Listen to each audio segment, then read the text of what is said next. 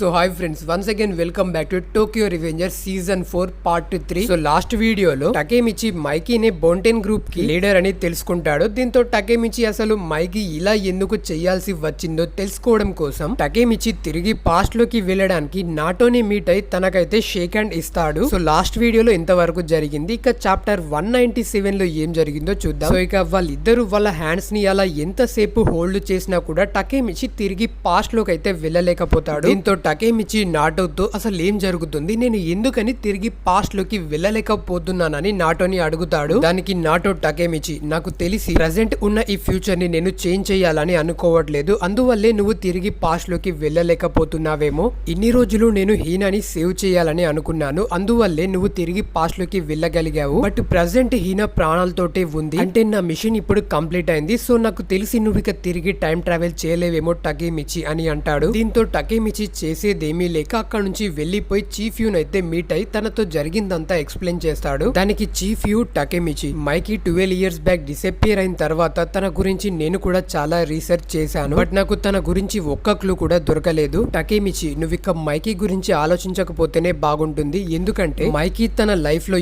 ఎలాంటి పాత్ కోసం అయితే వెతుకుతున్నాడో అది దొరికి ఉంటుంది. మైకీ ఇప్పుడు తన లైఫ్ ని తనకి కావాల్సిన విధంగా గడుపుతున్నాడు. సో టకేమిచి, నువ్వు తన గురించి ఎక్కువగా ఆలోచించకు, అండ్ మరికొన్ని రోజుల్లో హీనాకి నీకు ఎంగేజ్మెంట్ జరగబోతుంది, ఆ తర్వాత మీరిద్దరు కలిసి మీ లైఫ్ ని హ్యాపీగా గడుపుతారు అని చెప్తాడు. దీంతో టకేమిచి అక్కడ నుంచి బయటికి వచ్చి మైకీనే ఈ పాత్ ని చూస్ చేసుకుంటే నాకు కూడా దానికి ఎలాంటి అబ్జెక్షన్ లేదు, బట్ మైకీని నేను ఇలా చూడాలని అనుకోవట్లేదు అని అనుకుంటాడు. అప్పుడు అక్కడికి కజుటోరా వచ్చి టకేమిచితో, నేను జైలు నుంచి 10 years తర్వాత రిలీజ్ అయ్యాను, ఆ తరువాత చూస్తే టోమానిక లేదని తెలిసింది, మైకీ లేకుండానే ఇక్కడున్న వాళ్ళంతా తమ లైఫ్ ని హ్యాపీగా గడుపుతున్నారు, మైకీ మనతో పాటు లేకుంటే మనమంతా ఒక తలలేని పులిలా కనిపిస్తుంది, మైకీ ఇంకా ఏం చేంజ్ అవ్వలేదు, తను ఇంకా మన మైకీ, తను ఎప్పుడు కూడా తన ఫీలింగ్స్ ని ఇతరులతో షేర్ చేసుకోడు, తన ఫీలింగ్స్ ని తనలోనే దాచుకుంటాడు, మైకీ ఇప్పుడు తను బ్రతుకుతున్న లైఫ్ ని తనే చూస్ చేసుకున్నాడు. సో టకేమిచి, ఈ విషయంలో ఇప్పుడు నేను నీ వెనకే ఉంటాను, దీంట్లో మన ఇద్దరం కలిసి పని చేద్దాం, మైకీ ఇలా ఎందుకు చేస్తున్నాడో కనుక్కుందాం, నాకు ఇంకా కొన్ని పాత పరిచయాలున్నాయి, మనం గనక వాళ్ళని మీట్ అయితే మైకీ గురించి మనకేమైనా తెలుస్తుంది, సో ఎప్పుడు వెళ్ళాలో నేను నీకు తరువాత చెప్తాను అని చెప్పి వాళ్ళిద్దరు అక్కడ నుంచి వెళ్ళిపోతారు. దీంతో టకేమిచి తన మిడిల్ స్కూల్ ఫ్రెండ్ అయినటువంటి ఆకున్ హెయిర్ కటింగ్ షాప్ కి అయితే వెళ్తాడు. ఇక టకేమిచి ఆకున్ ని కూడా బోంటెన్ గ్రూప్ గురించి ఏమైనా ఇన్ఫర్మేషన్ మనకి తెలిసిందా అని అడుగుతాడు. దానికి ఆకున్, మన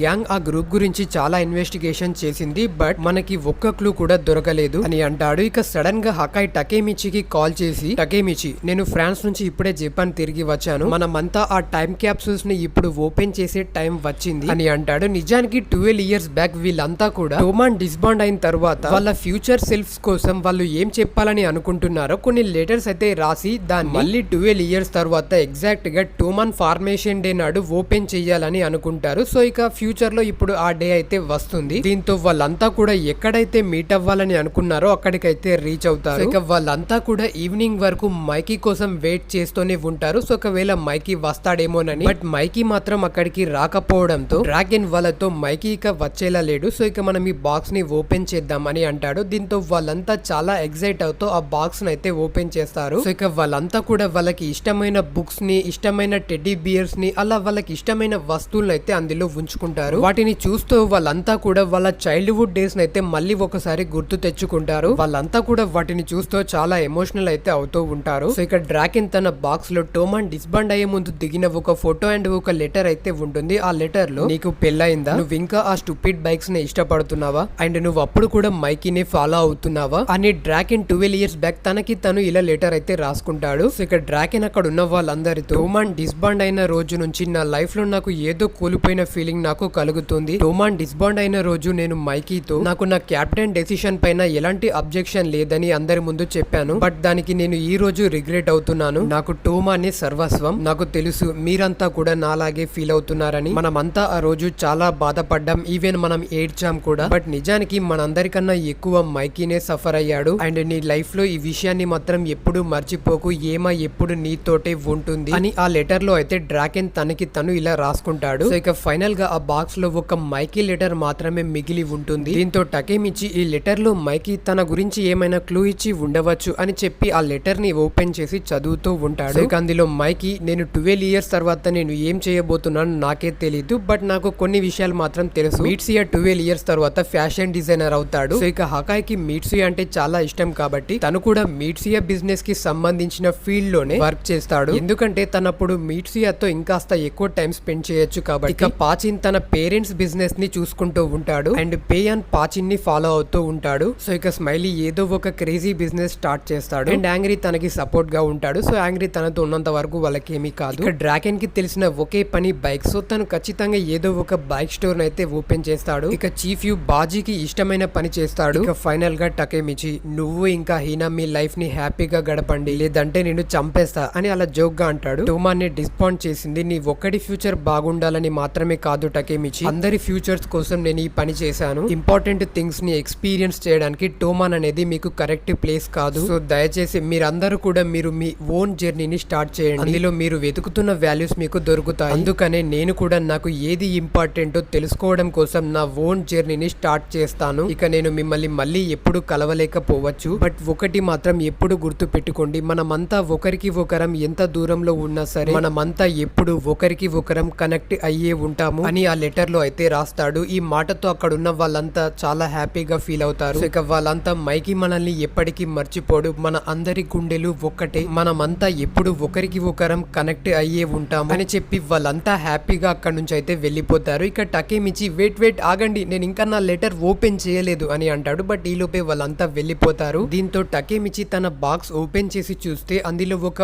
ఓల్డ్ టైప్ వీడియో టేప్ అయితే కనిపిస్తుంది. ఈ వీడియో టేప్ ని నేనెప్పుడు పెట్టానబ్బా, మేబీ 12 years అవుతుంది కదా, ఏమైనా మర్చిపోయి ఉంటాను అని చెప్పి ఆ వీడియో టేప్ ని తీసుకొని ఒక ఎలక్ట్రికల్ షాప్ కి వెళ్లి ఆ టేప్ ని ప్లే చేస్తాడు. అందులో మైకి, ఏమా అండ్ షించిరో వాళ్ళ చిన్నప్పుడు ఆడుకున్న కొన్ని సీన్స్ అయితే ఉంటాయి. ఇక తరువాత మైకి ఆ టేప్ లో టకేమిచితో టకేమిచి ఈ వీడియో నీ కోసమే, నేను ఆ లెటర్ లో ఒక విషయాన్ని దాచిపెట్టాను, ఎందుకంటే ఆ విషయాన్ని నేను నీ ఒక్కడితో మాత్రమే చెప్పాలని అనుకున్నాను. అదేంటంటే నన్ను నేనే కంట్రోల్ చేసుకోలేనటువంటి నా మరో పర్సనాలిటీ, అది ఒక డార్క్ ఇంపల్సివిటీ. ఇక్కడ ఇంపల్సివిటీ మీనింగ్ అంటే ఒక పర్సన్ ముందు వెనక ఏమీ ఆలోచించకుండా ఒకరిని దారుణంగా చంపేసేటువంటి మెంటాలిటీ. నేను 12 years తర్వాత ఎలా ఉండబోతున్నానో అని ఊహించుకుంటే నాకే భయం వేస్తుంది టకేమిచి. నేను మీ అందరితో కలిసి ఉండటం వల్ల మీకే చాలా ప్రమాదం, అందుకనే నేను టోమాన్ని డిస్బాండ్ చేశాను. సో టకేమిచి ప్లీజ్ నాకు ఒక ప్రామిస్ చేయి, 12 years తర్వాత నువ్వు నన్ను కనుక్కోవాలని ట్రై చేయకు,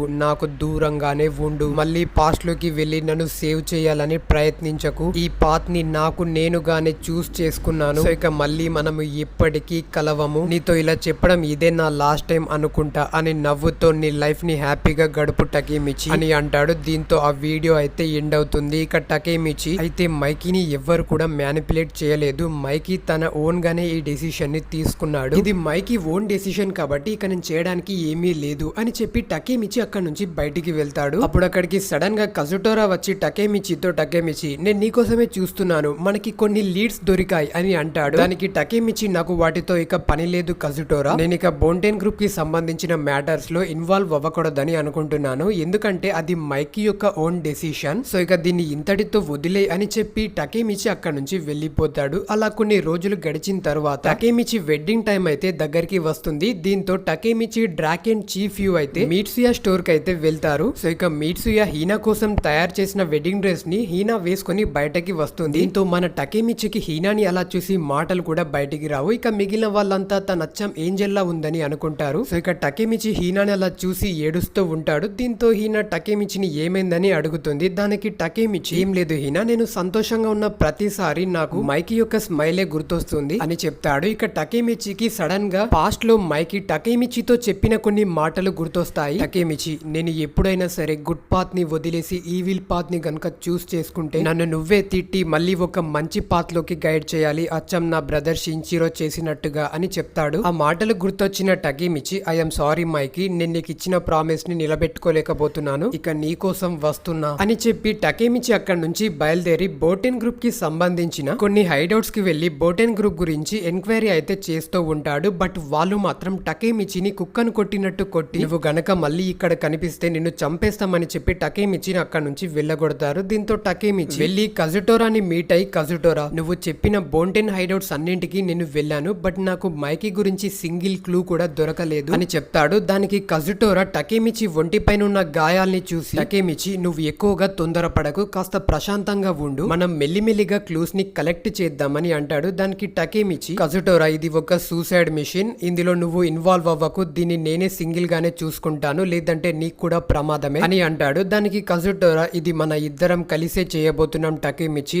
అండ్ మరో 3 రోజుల్లో నీకు వెడ్డింగ్ కూడా ఉంది, ఒకవేళ నీకు గనక ఏమైనా జరిగితే నేను మిగిలిన వాళ్ళందరికీ నా ఫేస్ చూయించుకోలేను, అందుకని కాస్త కామ్ గా ఉండు అని చెప్పి కజుటోరా అక్కడ నుంచి వెళ్ళిపోతాడు. దీంతో టకేమిచి చేసేదేమీ లేక ఒక బిల్డింగ్ లో కూర్చొని మైకీ గురించి ఆలోచిస్తూ ఉంటాడు. అప్పుడు అక్కడికి సడన్ గా ఒక పర్సన్ వచ్చి టకేమిచి హెడ్ పైన తన గన్ని పెట్టి, కదలకు, కదుల్తే నీ తల పుచ్చకాయ పగిలిపోయినట్టు పగిలిపోద్ది, నువ్వు ఇంకా ఏమీ చేంజ్ అవ్వలేదు టకేమిచి, ఒకప్పుడు నీ ఒంటిపై నుంచి ఎలాంటి బ్యాడ్ స్మెల్ వస్తుందో ఇప్పుడు కూడా అదే బ్యాడ్ స్మెల్ వస్తుంది, ఎర్రి కుంప అని అంటాడు. దానికి టకేమిచి అసలు ఎవరు నువ్వు అని అడుగుతాడు. దానికి ఆ పర్సన్ నా బాస్ నీతో మాట్లాడతాడు, సైలెంట్ గా గువ్వా మూసుకొని విను అని చెప్తాడు. అప్పుడు అక్కడికి సడన్ గా మైకీ వచ్చి టకేమిచి వెనక సీట్ లో కూర్చొని, ఈ ఫ్యూచర్ చాలా బాగుంది కదా టకేమిచి, నువ్వు నన్ను ఏమైనా అడగాలనుకుంటే అడగొచ్చు అని అంటాడు. ఇక నెక్స్ట్ సీన్ లో హీనా టకేమిచి అపార్ట్మెంట్ కి వెళ్లి టకేమిచి కోసం చూస్తుంది, బట్ తను లేకపోవడంతో ఆ అపార్ట్మెంట్ ని క్లీన్ చేస్తూ ఉంటుంది. అప్పుడు సడన్ గా టకేమిచి హీనాకి ఇచ్చిన నెక్లెస్ అయితే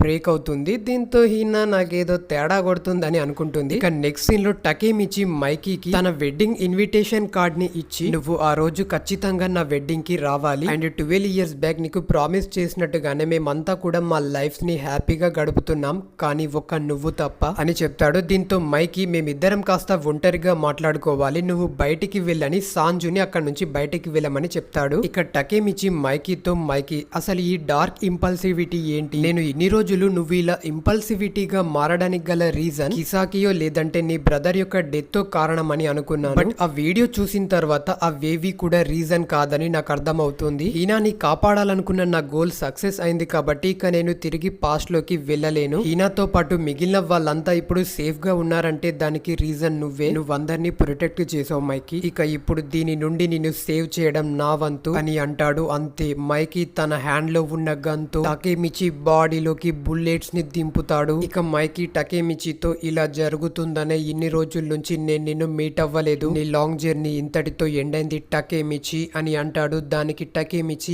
నేను నిన్ను కాపాడుతాను మైకీ అని చెప్తాడు. దానికి మైకీ ఇంతటితో అన్నింటికి ఒక ముగింపు పలుకుతాను టకేమిచి అని చెప్పి ఆ బిల్డింగ్ యొక్క టెర్రస్ పైకి ఎక్కి జనాలందరూ చూస్తుండగానే మైకీ ఆ బిల్డింగ్ పై నుంచి జంప్ చేస్తాడు. బట్ సడన్ గా టకేమిచి మరో ఫ్లోర్ లో నుండి మైకీ యొక్క హ్యాండ్ ని పట్టుకొని తనని పైకి లాగుతూ, నేను నిన్నెప్పటికీ చావనివ్వను మైకీ అని చెప్పి మైకీ హ్యాండ్ ని అలా గట్టిగా పట్టుకొని ఉంటాడు. ఇక అక్కడ ఉన్న జనాలంతా అదంతా ఒక సినిమాని చూసినట్టుగా చూస్తూ వాళ్ళ మొబైల్స్ లో ఫొటోస్ అండ్ వీడియోస్ అయితే తీస్తూ ఉంటారు. ఇక టకేమిచి మైకీతో, మైకీ త్వరగా నా హ్యాండ్ పట్టుకొని పైకి రా, నేను అన్కాన్షియస్ అవుతున్నాను, ఇలా ఎక్కువసేపు నీ హ్యాండ్ ని హోల్డ్ చేయలేను అని అంటాడు. దానికి మైకీ, నీకేమైనా పిచ్చా, నేను నిన్ను చంపాలని చూశాను, నన్నెందుకని సేవ్ చేస్తున్నావు, నా హ్యాండ్ వదిలే, నేను అన్నింటినీ ఇంతటితో ఎండ్ చేద్దామని అనుకుంటున్నానని అంటాడు. దానికి టకేమిచి, నేను నిన్ను చావనివ్వను మైకీ, ఎలాగైనా సరే నేను పాస్ట్ లోకి వెళ్తాను అండ్ నేను సేవ్ చేస్తాను అని అంటాడు. దానికి మైకీ, కానీ నువ్వు తిరిగి పాస్ట్ లోకి వెళ్ళలేవు కదా టకేమిచి,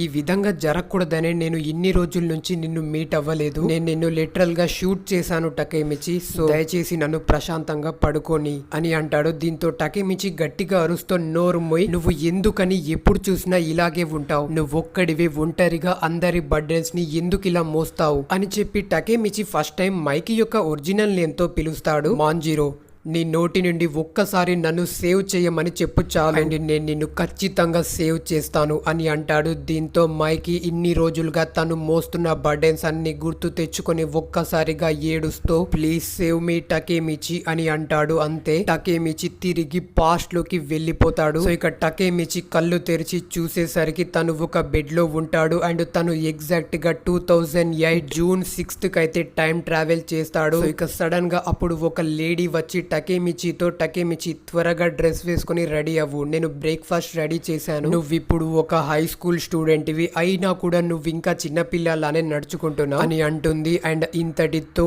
204 చాప్టర్ అయితే ఎండ్ అవుతుంది. సో గాయస్, అసలు టకేమిచి తిరిగి ఎలా మళ్ళీ పాస్ట్ లోకి రాగలిగాడు, అండ్ ఇంతకి అసలు ఈ లేడీ ఎవరు, అండ్ నెక్స్ట్ ఏం జరిగిందో తెలుసుకోవాలని ఉంటే ముందుగా మీరు మన ఛానల్ ని సబ్స్క్రైబ్ చేసుకుని బెల్ ఐకాన్ ని ఆన్ లో ఉంచుకోండి. ఇక వీడియో కనుక నచ్చితే వీడియోకి ఒక లైక్ చేసి వీడియో ఎలాగుందో కింద కామెంట్ చేయండి. అలాగే మీ ఫ్రెండ్స్ తోటి షేర్ చేయండి. Thanks for watching. జై హింద్.